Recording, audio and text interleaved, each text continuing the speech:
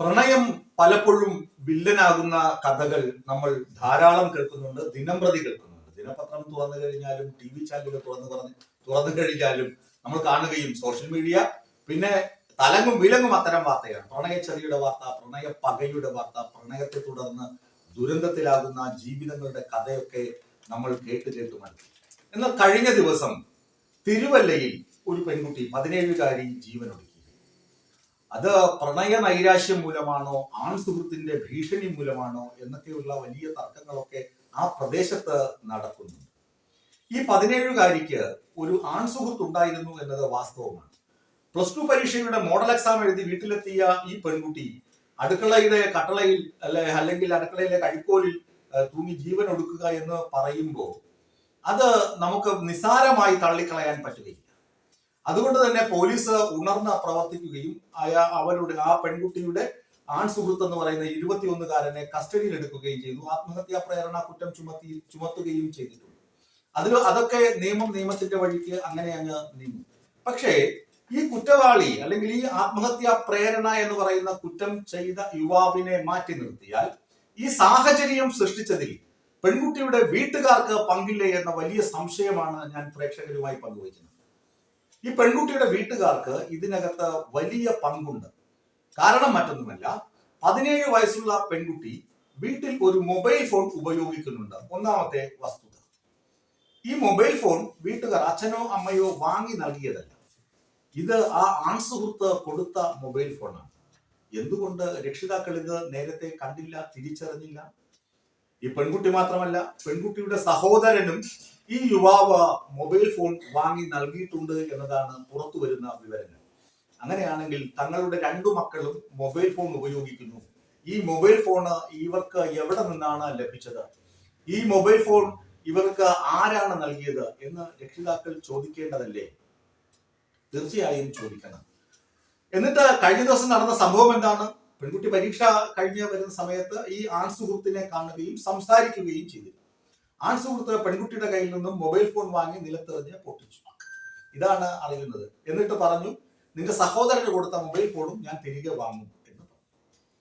പെൺകുട്ടി വീട്ടിലെത്തിയിട്ട് ആൺ സുഹൃത്തിനെ വിളിച്ചു പറയുന്നു ഞാനിത് ജീവൻ എടുക്കാൻ പോവുകയാണ്. ആൺ സുഹൃത്ത് ഉടനെ ഈ പെൺകുട്ടിയുടെ വീട്ടിലേക്ക് പാഞ്ഞെത്തി. എത്തുമ്പോഴേക്കും തൂങ്ങി നിൽക്കുകയാണ്. ഉടനെ കയറൊക്കെ അറുത്ത് മാറ്റി ആശുപത്രിയിലേക്ക്. ഇയാൾ തോളത്ത് ഈ പെൺകുട്ടിയെ ഇട്ടുകൊണ്ട് ഓടുന്നത് കണ്ടിട്ടാണ് നാട്ടുകാർ അറിയുന്നത് സംഭവങ്ങൾ.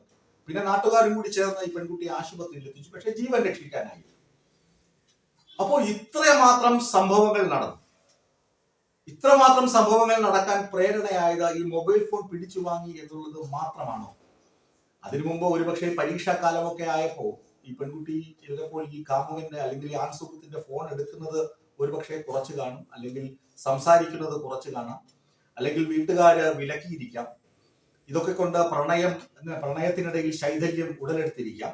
അതുകൊണ്ട് തന്നെ അയാൾക്ക് സംശയം തോന്നിയിരിക്കാം, ഈ പെൺകുട്ടി തന്നിൽ നിന്ന് അകലുകയാണ്. അതൊക്കെ സ്വാഭാവികമായും പ്രണയ കാലത്തുണ്ടാകുന്ന ചില പൊട്ടിത്തെറികൾ മാത്രമാണ്. ഇനി അയാൾ മൊബൈൽ ഫോൺ പിടിച്ചു വാങ്ങിയാൽ ഈ പെൺകുട്ടി എന്തിന് ഇങ്ങനെ ചെയ്യണം? പോട്ട് പുല്ല് എന്ന് പറഞ്ഞ് പോകേണ്ട ഒരു മനക്കരുത്ത് ഉണ്ടാകേണ്ട പ്രായമല്ലേ 17 വയസ്സ്? അപ്പോൾ രക്ഷിതാക്കൾ ഒരു പരിധിവരെ ഇതിനകത്ത് കുറ്റക്കാരാണ്, അവർക്ക് വീഴ്ച പറ്റിയെന്ന് ഞാൻ പറയാൻ കാരണം 17 വയസ്സുള്ള പെൺകുട്ടി സ്വന്തം വീട്ടിൽ മറ്റൊരാൾ നൽകിയ മൊബൈൽ ഫോൺ വെച്ച് സംസാരിക്കുമ്പോൾ ആ മൊബൈൽ ഫോണ് കണ്ടിട്ട് ഇത് ആര് തന്നു എന്ന് ചോദിക്കാൻ പോലുമുള്ള മാനസികാവസ്ഥ അല്ലെങ്കിൽ മാനസിക പരിപാകത ഈ രക്ഷിതാക്കൾക്ക് വന്നിട്ടില്ല എന്ന് പറയുമ്പോൾ അത് ഞെട്ടിക്കുന്ന ഒരു വലിയ സംഭവമാണ്. രക്ഷിതാക്കൾ കുട്ടികൾ വളരുമ്പോൾ അവരുടെ കയ്യിലിരിക്കുന്ന വസ്തുവകകൾ, അവരുടെ ബാഗിൽ എന്തൊക്കെയുണ്ട്, അവർ വേറെ എന്തെങ്കിലും സാധനങ്ങൾ കൊണ്ടുവരുന്നുണ്ടോ, അവരെന്താണ് കാണുന്നത്, ഇതൊക്കെ മനസ്സിലാക്കണമെന്ന് പുതിയ കാലം നമ്മളെ പഠിപ്പിച്ചുകൊണ്ടിരിക്കുകയാണ്. കുട്ടികൾ നമ്മളെക്കാൾ മിടുക്കന്മാരും കേമന്മാരുമായി വളരണമെന്ന് നമുക്ക് ആഗ്രഹമുണ്ട്. പക്ഷെ അവരെ ഏത് തലത്തിൽ വളരണം, എന്താണ് അവർ ഉപയോഗിക്കുന്നത് എന്ന് അറിഞ്ഞിരിക്കേണ്ട പ്രാഥമികമായ ഉത്തരവാദിത്വം രക്ഷിതാക്കൾക്കുണ്ട്. രക്ഷിതാക്കൾ അത് ശ്രദ്ധിച്ചില്ലെങ്കിലാണ് ഇത്തരത്തിലുള്ള ദുരന്തങ്ങൾ ഉണ്ടാവുക.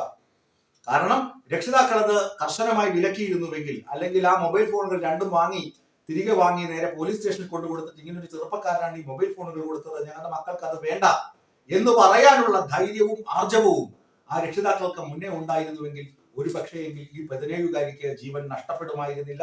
ആ ചെറുപ്പക്കാരൻ ഈ പ്രേരണാ കുറ്റത്തിന് അകത്തുപോയി കിടക്കേണ്ടിയും വരുമായിരുന്നില്ല. കരുതലും ജാഗ്രതയും ഇക്കാലത്ത് രക്ഷിതാക്കളും കുട്ടികളും ഒക്കെ വച്ചു പുലർത്തേണ്ട ഒന്നാണ്. കാരണം സമൂഹം മാറിക്കൊണ്ടിരിക്കുകയാണ്. AI ഉച്ചകോടിയിൽ എന്താണ് പറഞ്ഞത്? ഇനി വരാനുള്ള വർഷങ്ങളിൽ മനുഷ്യനേക്കാൾ ചിന്താശേഷിയും മനുഷ്യനേക്കാൾ പ്രവർത്തന ശേഷിയുമുള്ള AI മോഡ്യൂളുകൾ വരികയാണ്.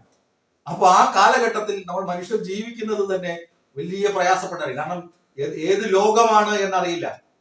മായാലോകമാണോ, AI സൃഷ്ടിച്ച ലോകമാണോ, അതോ എന്താണ് AI സൃഷ്ടിച്ച ലോകമാണോ, അതോ ഒറിജിനൽ ലോകമാണോ എന്ന് അറിയാൻ വലിയ പ്രയാസമുള്ള കാലഘട്ടത്തിൽ നമ്മുടെ മക്കളെ നോക്കേണ്ട പ്രാഥമികമായ ഉത്തരവാദിത്വം, അവരെ ഗൈഡ് ചെയ്യേണ്ട പ്രാഥമികമായ ഉത്തരവാദിത്വത്തിൽ നിന്ന് രക്ഷിതാക്കൾക്ക് ഒഴിഞ്ഞു മാറാൻ പറ്റുകയില്ല എന്ന പരമാർത്ഥമാണ് ഞാൻ പ്രേക്ഷകരുമായി പങ്കുവയ്ക്കുന്നത്.